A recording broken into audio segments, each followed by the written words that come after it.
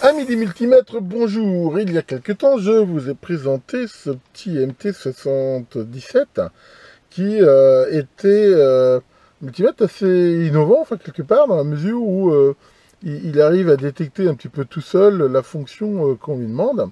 Et il a un double affichage et tout ça. Suite à cette vidéo, des internautes m'ont dit que ce multimètre il existait aussi un petit peu dans une version un peu différente. Et c'est le MT110. Alors, c'est pas que je manque de multimètre, mais ça a bien sûr titillé ma curiosité et vu son très faible prix, et je l'ai commandé et je l'ai reçu dernièrement.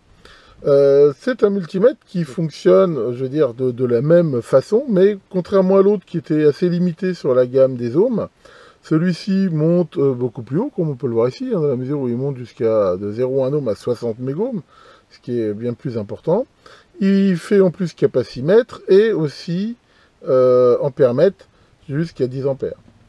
Alors ça n'empêche pas que faut faire attention, hein, enfin la connerie que je vous ai montré l'autre fois, a priori il n'est pas protégé contre si on laisse les cordons comme ça dessus, mais enfin bon, c'est pas le but.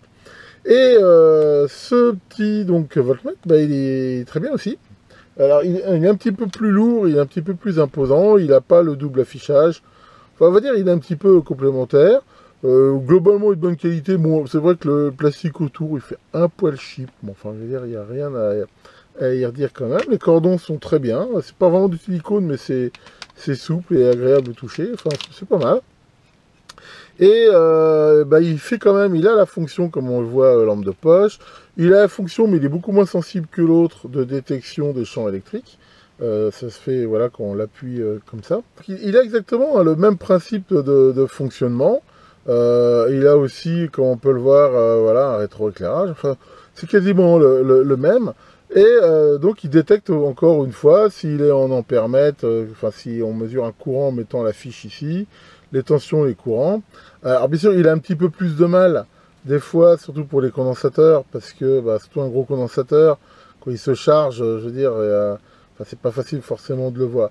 Mais de toute façon, à tout moment, on peut quand même assez facilement, s'il y a un doute, le faire voilà, en forçant à la main. Mais voilà, globalement, il détecte ça.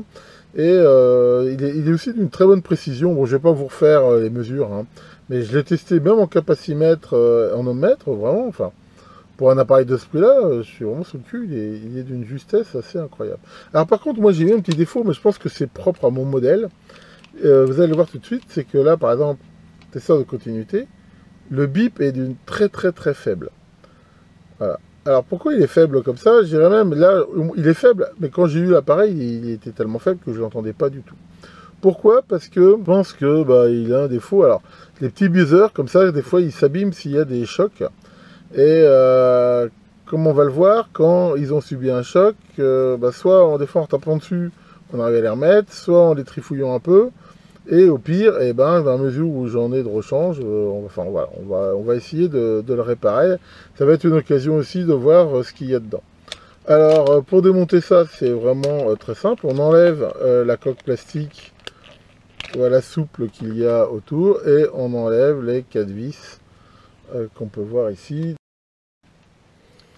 Et voilà, une fois qu'on a enlevé les 4 vis, on voit que l'alimentation se fait ici par ces deux palettes qui viennent appuyer sur ces contacts dorés. Là, on peut voir un fusible. Alors, bon, pareil, j'en avais déjà parlé. Au niveau taille de fusible, bon, on va dire, c'est pas fait quand même pour faire de l'industriel, quoi. Mais c'est quand même un fusible, c'est pas un fusible verre, c'est quand même un fusible céramique, donc on va dire, enfin, voilà, c'est acceptable. Maintenant, bon, c'est pareil, hein, le but de ce truc-là, c'est pas d'aller faire des mesures pro dans un système électrique. Et voilà le buzzer fautif. Alors, ce qu'on peut déjà essayer de faire, en effet, c'est de lui donner des petits chocs. Des fois, moi, je sais que j'en ai réparé comme ça.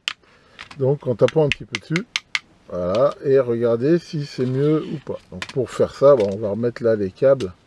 Et on va juste le fermer comme ça en appuyant pour vérifier si c'est mieux ou pas. Alors, allons-y, facilement, tac. Ça n'a absolument rien changé. Alors, maintenant, on va faire le plan B, on va dire. Le plan B, c'est être en effet de délicatement, voilà, éventuellement appuyer un petit peu dessus, là, le titiller un peu. Ça m'est arrivé aussi d'en réparer comme ça, parce que des fois, ça allait mal. Bon, ça coûte rien d'essayer, de toute façon, hein, on va dire, c'est... Voilà. Ah, ça a l'air déjà d'être mieux. Ah bah voilà, voilà, là, il n'y a pas photo. Il y a vraiment une énorme différence. Donc là, comme on peut voir, bah, c'est du... Voilà, là c'est un testeur de continuité qui tient la route. Et ben voilà, finalement, il n'y aura pas eu besoin de le dessouder, parce que le troisième plan, si ça n'avait pas marché, c'était d'enlever les vis du PCB ici, et de le dessouder, et puis d'en mettre un autre. Hein. Il fait que des petits buzzers comme ça, j'en ai à battre à fenêtre. Mais le danger de faire ça, des fois, c'est parce que ça dépend comment est relié derrière le LCD. Enfin voilà, des fois, ça se remet pas forcément bien. Et puis de toute façon, ce genre de truc, moins on les ouvre, mieux ils se portent. Et ben voilà. C'était un petit peu ce que je voulais montrer, cet appareil, hein, je mettrai un lien dessus hein, pour ceux qui s'intéressent. Mais voilà, enfin encore une fois, c'est un rapport qualité-prix pour, je veux dire, avoir un petit multimètre facile d'emploi sous la main et qui est vraiment d'une bonne justesse. Et ça vous aura aussi montré, voilà, quelques petites méthodes pour réparer les buzzers. Et voilà pour la petite vidéo de ce vendredi soir. Vendredi soir, je suis bien content d'être un vendredi soir parce que je reconnais avoir eu une semaine, waouh, de façon, on va dire, professionnelle assez chargée. Donc là, ça va faire du bien de décompresser un petit peu.